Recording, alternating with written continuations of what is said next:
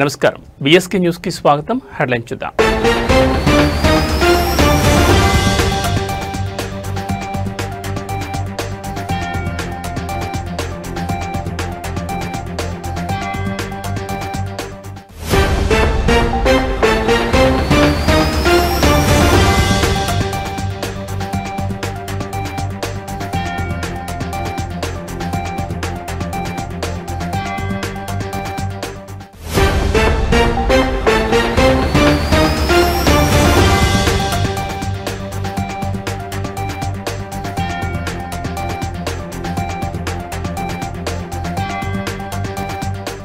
Details చూస్తే బంగారం వెండి ధరలు ఆకాశమే అద్దుగా దూసుకుపోతున్నాయి. గురువారం ట్రేడింగ్ లో పసిడి వెండి ధరలు సరికొత్త ఆల్ టైమ్ రికార్డు స్థాయికి చేరాయి. అంతర్జాతీయంగా నెలకొన్న రాజకీయ ఉద్రిక్తతలు, ఆర్థిక అనిశ్చితి కారణంగా పెట్టుబడిదారులు సురక్షితమైన పెట్టుబడిగా భావించే బంగారం వైపు పరుగులు తీస్తున్నారు. దీంతో పసిడికి డిమాండ్ అమాంతం పెరిగి ధరలు చుక్కలంటాయి. దేశీయ మల్టీ కమోడిటీ ఎక్స్చేంజ్ లో బంగారం డిసెంబర్ ఫ్యూచర్స్ ధర ఏకంగా 1200 మేర పెరిగి 10 గ్రాములు 128,395 వద్ద సరికొత్త జీవనకాల గరిష్టాన్ని నమోదు చేసింది. వెండి కూడా బంగారం బాటలోనే పయనించింది. ఎంసీఎక్స్ సిల్వర్ డిసెంబర్ ఫ్యూచర్స్ ధర కేజీకి 1,900 పైగా పెరిగి 164,150 రూపాయల వద్ద కొత్త రికార్డు సృష్టించింది. ఉదయం ట్రేడింగ్ లో 10 గ్రాముల బంగారం ధర 0.60% లాభంతో 127,960 వద్ద, కేజీ వెండి ధర 1% లాభంతో 163,812 వద్ద ట్రేడ్ అయ్యాయి. ప్రపంచవ్యాప్తంగా నెలకొన్న ఉద్రిక్త పరిస్థితులు, అమెరికాలో వడ్డీ రేట్లు తగ్గుతాయన్న అంచనాలు, డాలర్ బలహీనపడ్డం వంటి అంశాలు బంగారం వెండి ధరల పెరుగుదలకు ప్రధాన కారణంగా నిలుస్తున్నాయని మార్కెట్ నిపుణులు విశ్లేషిస్తున్నారు. ముఖ్యంగా చైనా ఇటీవల రేర్ ఎర్త్ మెటీరియల్స్ ఎగుమతులపై ఆంక్షలను మరింత కఠినతరం చేసింది.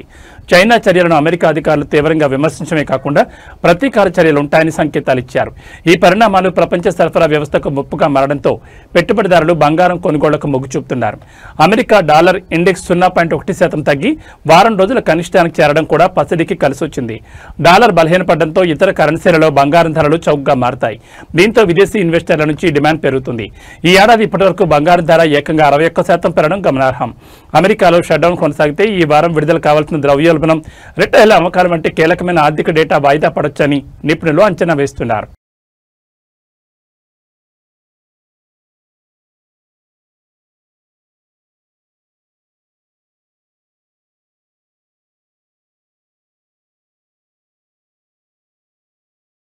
పల్నాడు జిల్లా నరసరావుపేట మాజీ ఎమ్మెల్యే వైసీపీ నేత గోపిరెడ్డి శ్రీనివాసరెడ్డిపై పోలీసులు కేసు నమోదు చేశారు. 2 రోజుల క్రితం పట్టణంలో ముందస్తు అనుమతి లేకుండా ర్యాలీ నిర్వహించారనే ఆరోపణలతో ఆయనతో పాటు మరో 22 మంది అనుచరులపై నరసరావుపేట 1 టౌన్ పోలీస్ స్టేషన్లో కేసు ఫైల్ చేశారు. రాష్ట్ర వ్యాప్తంగా నకిలీ మద్యం విక్రయాలు పెరిగిపోయాయని ఆరోపిస్తూ మంగళవారం గోపిరెడ్డి శ్రీనివాసరెడ్డి ఆధ్వర్యంలో వైసీపీ శ్రేణులు నిరసన చేపట్టాయి. ఈ సందర్భంగా వైసీపీ కార్యాలయం నుంచి ఎక్సైజ్ కార్యాలయం వరకు భారీ ర్యాలీ నిర్వహించారు. పట్టణంలో పోలీస్ యాక్ట్ 30 అమల్లో ఉన్నప్పటికీ నిబంధనలను ఉల్లంఘించి ర్యాలీ నిర్వహించినందుకు గాను పోలీసులు ఈ చర్యలు తీసుకున్నట్టు తెలుస్తోంది. ఈ నిరసన కార్యక్రమంలో భాగంగా నకిలీ మద్యం బాటిళ్లను రోడ్డుపై పగలగొట్టి వైసీపీ నేతలు తమ ఆగ్రహాన్ని వ్యక్తం చేశారు. అనంతరం ఎక్సైజ్ కార్యాలయం చేరుకుని సీఐకి వినతిపత్రం అందజేశారు. చంద్రబాబు నాయుడు ప్రభుత్వం బెల్ట్ షాపుల ద్వారా నకిలీ మద్యాన్ని డోర్ డెలివరీ చేయిస్తోందని ఈ సందర్భంగా గోపిరెడ్డి తీవ్ర విమర్శలు చేశారు. ఈ ఘటన జరిగిన 2 రోజుల తర్వాత అనుమతి లేని ర్యాలీపై పోలీసులు కేసు నమోదు చేయడం స్థానికంగా చర్చనీయాంశమైంది.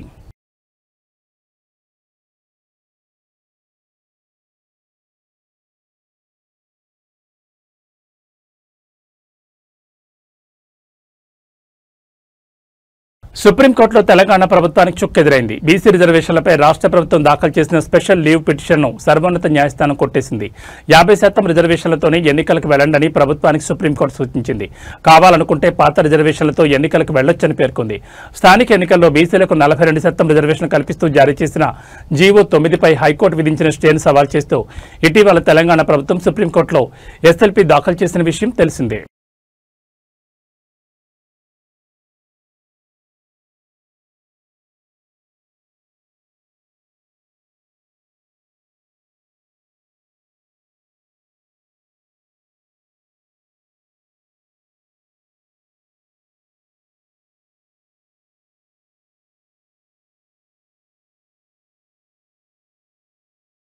జూబ్లీహిల్స్ నియోజకవర్గం ఉప ఎన్నిక ప్రచారంతో హోరెత్తుతోంది. విజయమే లక్ష్యంగా అన్ని పార్టీలు ప్రచారాన్ని ముమ్మరం చేశాయి.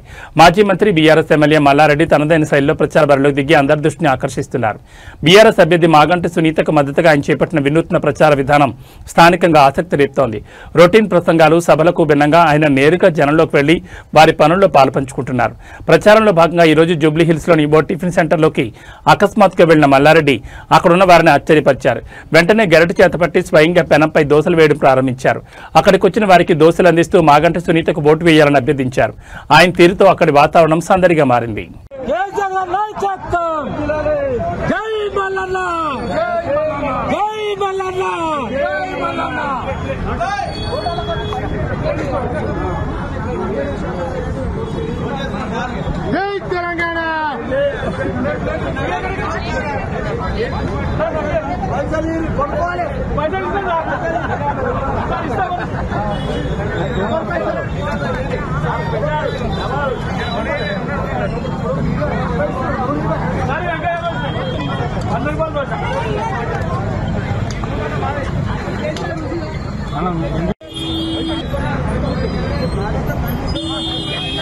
కాంగ్రెస్ మంత్రుల వ్యవహారం సంచలనంగా మారింది. కొందరు కాంగ్రెస్ మంత్రులు సీఎం సన్నిహితులు డబ్బుల కోసం కంపెనీలను గన్పెట్టి బెదిరిస్తున్నారని తెలుస్తోంది.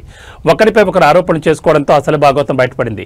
డబ్బులు ఇవ్వాలని డెక్కన్ సిమెంట్స్ కంపెనీ వారిని మంత్రి Konda Surekha, OSD Sumanth point blank లో గన్పెట్టి బెదిరించారని తెలుస్తోంది. అటు సీఎం రేవంత్ రెడ్డి సన్నిహితులు రోహిన్ రెడ్డి ఆఫీసులో డబ్బుల కోసం గన్పెట్టి బెదిరింపులకు పాల్పడ్డారన్న ఆరోపణలు వినిపిస్తున్నాయి. ఓఎస్టీ సుమంత్ పై మంత్రి ఉత్తమ్ కుమార్ రెడ్డి ఫిర్యాదు చేశారు. దీంతో సుమంత్ను అరెస్ట్ చేయడానికి టాస్క్ ఫోర్స్ పోలీసులు రాగా వారిని కొండా సురేఖ కుమార్తె సుస్మిత అడ్డుకున్నారు. ఈ క్రమంలోనే మంత్రులపై సీఎం రేవంత్ రెడ్డిపై ఆమె సంచలన ఆరోపణలు చేశారు. ప్రస్తుతం ఈ వ్యవహారం రాజకీయంగా హీట్ పెంచుతోంది. డెక్కన్ సిమెంట్స్ కి సంబంధించిన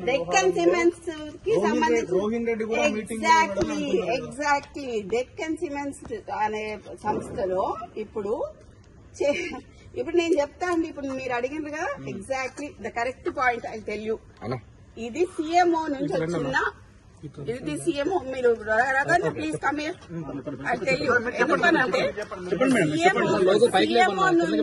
సీఎంఓ నుంచి ఎవరు ఇప్పుడన్నా మీరు చెప్పిన పేరేంటిది? రోహిన్ రెడ్డి. ఆయన ఎవరు? సీఎం కి ముఖ్యమంత్రి దగ్గరగా ఉంటారు. అంతేనా? పక్కన ఉంటాడా?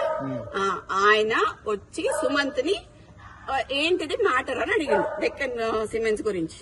అడిగితే రోహిన్ రెడ్డి ఆఫీస్ లా సుమంత్ ను రోహిన్ రెడ్డి కలిసి కూర్చొని మాట్లాడి డెక్కన్ సిమెంట్స్ వాళ్ళతో మాట్లాడిండ్రు. దాన్ని బెదిరించుడు అనరు. సరే బెదిరించుడు అంటే ఎక్స్టార్షన్ అంటే పిస్తల్ పెడితే దాంట్లో రోహిన్ రెడ్డి ఉండాలి, అప్పుడు సీఎం రేవంత్ రెడ్డి కూడా ఉండాలి. కోనసీమ జిల్లా అమలాపురం తహసీల్దార్ కార్యాలయంలో అవినీతి నిరోధక శాఖ అధికారులు మెరుపు సోదాలు నిర్వహించారు. భూమి ఆన్లైన్ చేసేందుకు లంచం తీసుకుంటున్న తహసీల్దార్ను రెడ్ హ్యాండెడ్ గా పట్టుకున్నారు. గంధం దుర్గాకొండలాకు చెందిన భూమిని ఆన్లైన్ చేయడానికి అమలాపురం తహసీల్దార్ అశోక్ ప్రసాద్ ₹1,00,000 లంచం డిమాండ్ చేశారు. ఈ మొత్తాన్ని 50,000కు సెటిల్ చేసుకుని డేటా ఎంట్రీ ఆపరేటర్ రాము ద్వారా తహసీల్దార్ అశోక్ ప్రసాద్ ఆ నగదును తీసుకుంటుండగా ఏసీబీ అధికారులు దాడి చేసి రెడ్ హ్యాండెడ్ గా పట్టుకున్నారు. లంచం సొమ్ముతో పాటు తహసీల్దార్ టేబుల్లో అనధికారికంగా ఉన్న ₹5,84,500 నగదును కూడా ఏసీబీ అధికారులు స్వాధీనం చేసుకున్నారు. మొత్తం ₹6,34,500 నగదును ఏసీబీ అధికారులు సీజ్ చేశారు.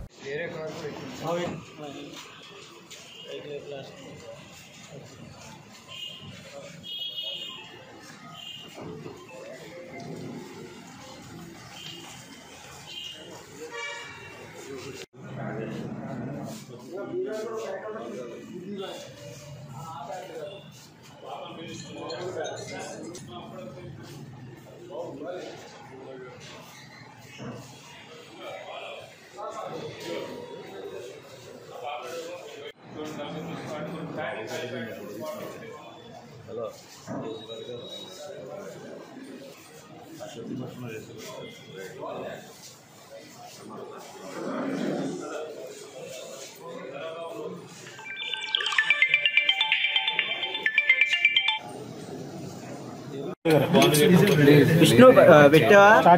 విష్ణు మైక్ ఇచ్చావా? ఓకే. అందరికీ నమస్తే అండి. గంధం దుర్గాకొండలరావు అనే అతను రాజవోలు గ్రామం రాజమండ్రికి చెందిన అతని యొక్క ఫాదర్ వెంకట సత్యనారాయణ గారు అమలాపురంలో 1995లో ఒక 15 సెంట్స్ స్థలం కొన్నారు. ఆ తర్వాత వాళ్ళ నాన్నగారు అనారోగ్యం కారణాల వల్ల ఆ స్థలాన్ని అమ్మదలుచుకున్నారు. ఈ క్రమంలో ఆ స్థలాన్ని అమ్మడానికి ఒక ఎఫ్లైన్ సర్వే కావాలనేసి అడిగారు. కాబట్టి ఎఫ్లైన్ సర్వే చేయించడానికి ఎంఆర్ఓ ఆఫీస్ని అప్రోచ్ అయ్యారు ఈ కంప్లైనెంట్. ఈ సర్వే చేయడానికి ఇనీషియల్గా ఎంఆర్ఓ గారు 1 lakh డిమాండ్ చేశారు. తర్వాత ఏదైతే 1 lakh కాకుండా డేటా ఎంట్రీ ఆపరేటర్ అయిన రాము ద్వారా ఆ 50,000 సెటిల్ చేశారు. ఆ తర్వాత ఎవరైతే ఈ కంప్లైనెంట్కి బ్రైబ్ అమౌంట్ ఇవ్వమని అతనికి ఇష్టం లేక వాళ్ళు ఏసీబీ పీపుల్ని అప్రోచ్ అయ్యారు. ఏసీబీ వాళ్ళని ఈరోజు ఏదైతే 50,000 బ్రైబ్ అమౌంట్ ఉందో అది ఎంఆర్ఓ ఆఫీస్ ఎంఆర్ఓ అమలాపురం ఆఫీస్లో ఈ కంప్లైంట్ నుంచి తీసుకుంటూ ఉండగా మేము 50,000 అమౌంట్ని రికవరీ చేయడం జరిగింది. రికవరీ చేసిన తర్వాత ఎవరైతే తహసీల్దార్ ఉన్నారో అశోక్ ప్రసాద్, అదేవిధంగా డేటా ఎంట్రీ ఆపరేటర్ అయిన రామును కూడా మేము కస్టడీలోకి తీసుకున్నాం.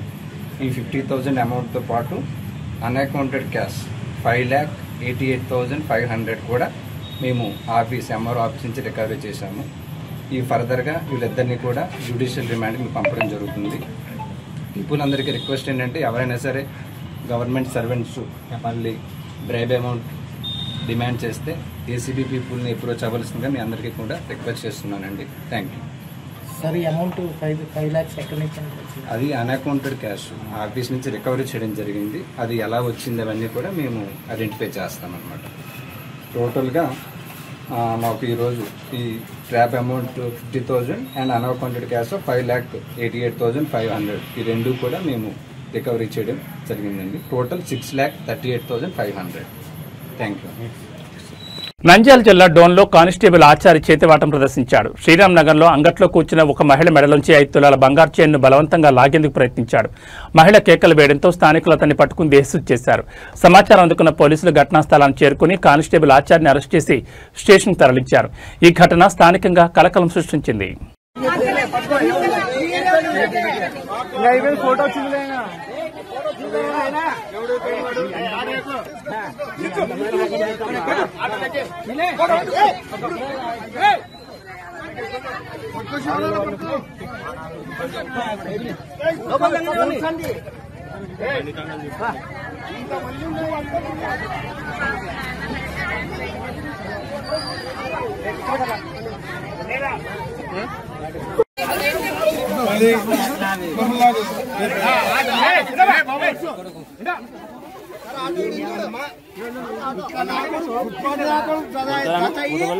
విశాఖలో గూగుల్ సంస్థ అడుగుపెట్టిన నేపథ్యంలో టీడీపీ సీనియర్ నేత ఎమ్మెల్యే సోమిరెడ్డి చంద్రమోహన్ రెడ్డి సంచలన వ్యాఖ్యలు చేశారు. గూగుల్ రాకను వైసీపీ మినహా అన్ని పార్టీలు ప్రజలు స్వాగతిస్తున్నారని ఆయన పేర్కొన్నారు. సోమిరెడ్డి అభిప్రాయం ప్రకారం గూగుల్ టేక్ఓవర్ టెక్నాలజీ ద్వారానే వైఎస్ వివేకానందరెడ్డి హత్య చేసిన వారిని సీబీఐ గుర్తించిందని, ఇది జగన్ రెడ్డి అండ్ బ్యాచ్ గుట్టును రద్దు చేసిందని, వారి అవినీతి చరిత్ర బయటకు వస్తుందని ఆరోపించారు. గూగుల్ కంపెనీ 1.33 లక్షల కోట్లతో ఏపీకి రావడం రాష్ట్రానికి అత్యంత ప్రతిష్టాత్మక ఘటనగా ఆయన అభివర్ణించారు. ఈ ఘనత మంత్రివర్గ సభ్యుడు లోకేష్ బాబు కృషితోనే కొత్త రాష్ట్రం సాధించిందని సోమిరెడ్డి పేర్కొన్నారు. గూగుల్ రాకను సాక్షి మీడియా సరిగా ప్రస్తావించకపోవడం దురదృష్టకరమని అన్నారు. రాష్ట్రానికి ముఖ్యమంత్రి విధులు నిర్వహించిన వ్యక్తి మళ్లీ సీఎంగా కొనసాగుతారని, ప్రజలు కళ్ళకనడం మరింత దుర్మార్గమని ఆయన వ్యాఖ్యానించారు. విశాఖలో గూగుల్ సంస్థ రావటం ఒక్క వైసీపీ తప్ప అందరూ స్వాగతిస్తున్నారు. కారణం గూగుల్లో 6093 అని కొడితే జగన్మోహన్ రెడ్డి జైలు జీవితం బయట వస్తుంది. అట్లే గూగుల్ టేక్అవుట్ ద్వారా వివేకానంద రెడ్డి హత్య కేసులో అసలు హంతకుల్ని సిబిఐ గుర్తించి వాళ్ళని పట్టించింది గూగుల్ సంస్థ కాబట్టి హంతకుల్ని పట్టించారు ఆయన వర్గాన్ని. దాని మీద బహుశా పెద్ద కోపం ఉండొచ్చు. మూడోది ఏంటంటే రాజా కరప్షన్ అని కొడితే గూగుల్లో తండ్రిని అడ్డం పెట్టుకొని 1,000 కోట్లు దోపిడీ చేసిన జగన్మోహన్ రెడ్డి అవినీతి చరిత్ర బయట వస్తుంది. అందుకని ఆ సంస్థ మీద కోపం. నేనేమంటానంటే ఈరోజు 1,33,000 కోట్లు అసలు గూగుల్ కంపెనీ ఇండియాలో ఆంధ్రప్రదేశ్కి రావటం, కొత్తగా స్టార్ట్ అయిన ఒక స్టేట్లో రావటం, లోకేష్ బాబు కృషి, దాన్ని జీర్ణించుకోలేక నేను ఒక మాట అడుగుతాను. నీ సాక్షి పత్రికలో కానీ సాక్షి ఛానల్లో కానీ రాష్ట్రానికి ఇంత ప్రతిష్టాత్మకమైన ఒక సంస్థ వస్తుంటే ఒక చిన్న ముక్క కూడా రాయరా? ఒక చిన్న టెలికాస్ట్ లో ఒక్క మాట చెప్పరా? ఆ సంస్థ రావటం ఆంధ్రప్రదేశ్ కి మంచిదేనని 2 లక్షల మందికి ఉద్యోగాలు ఉపాధి కల్పించే సంస్థ రావటం, ఒక నేషనల్ ఇంటర్నేషనల్ ప్రెస్టీజియస్ కంపెనీ మన రాష్ట్రానికి రావటం మీకు ఇష్టం లేదా? మీరా ఈ రాష్ట్రానికి ఒక ముఖ్యమంత్రి కావటం అంటే దురదృష్టం. మళ్ళీ నేనే వస్తాను అని చెప్పుకోవటం అంతకంటే దురదృష్టం. హనుమకొండ జిల్లా యలకుతుర్తి మండలం మొలకనూరు రోడ్లోని వినాయక వైన్ షాప్ లో దొంగలు బీభత్సం సృష్టించారు. చోరీకి పాల్పడ్డ దుండగులు మద్యం బాటిల్స్, నగదుతో పాటు సీసీ కెమెరా ఫుటేజ్ బాక్సును సైతం ఎత్తుకెళ్లారు. దొంగతనం జరిగినట్లు గుర్తించిన షాప్ నిర్వాహకులు పోలీసులకు సమాచారం అందించారు. ఘటనా స్థలానికి చేరుకున్న పోలీసులు కేసు నమోదు చేసుకుని దర్యాప్తు చేపట్టారు.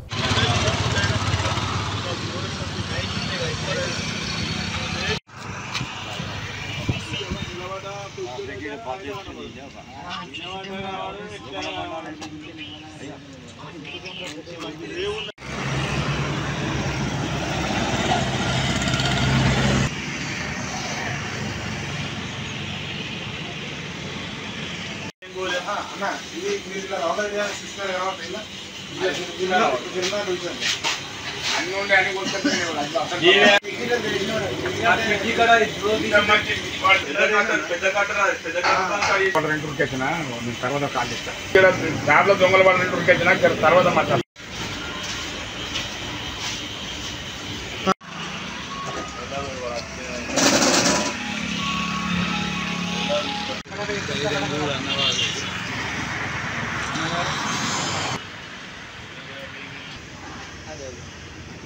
మంచిగా ఆదాయానికి ఉన్నది నిత్యంలో.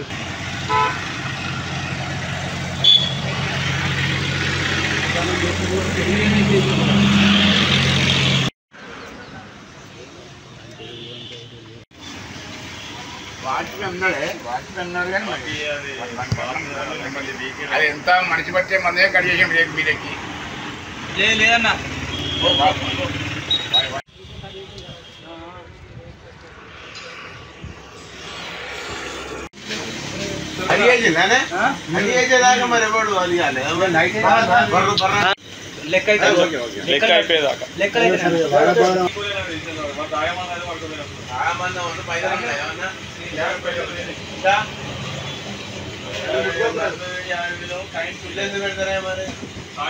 పటేల్ నగర్ శ్మశాన వాటిక నుంచి ప్రశాంత్ నగర్ క్వార్టర్స్ వరకు జరుగుతున్న అక్రమ చెత్త డంపింగ్ స్థానికులను తీవ్ర ఆగ్రహానికి గురిచేస్తోంది. నెల రోజులుగా శానిటేషన్ అధికారులు కనీసం హాజరు కాకపోవడం, ఇక్కడ అన్ని రకాల వ్యర్థాలను వేయడం వల్ల పరిసర ప్రాంతమంతా తీవ్ర దుర్వాసనతో నిండిపోయింది.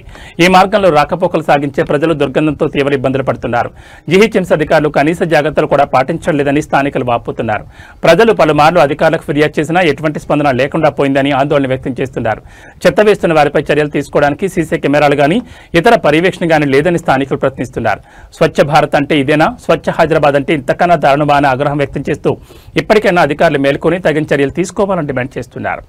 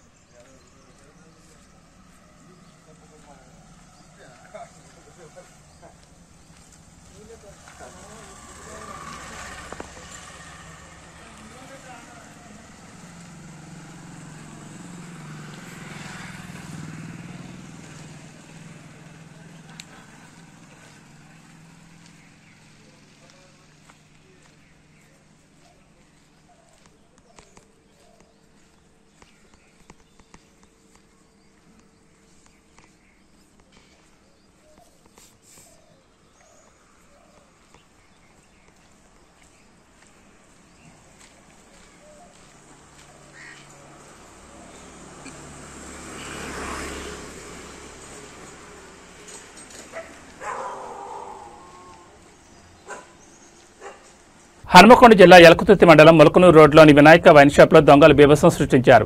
చోరీకి పాల్పడ్డ దుండగులు మద్యం బాటిల్స్, నగదుతో పాటు సీసీ కెమెరా ఫుటేజ్ బాక్సులు సైతం ఎత్తుకెళ్లారు.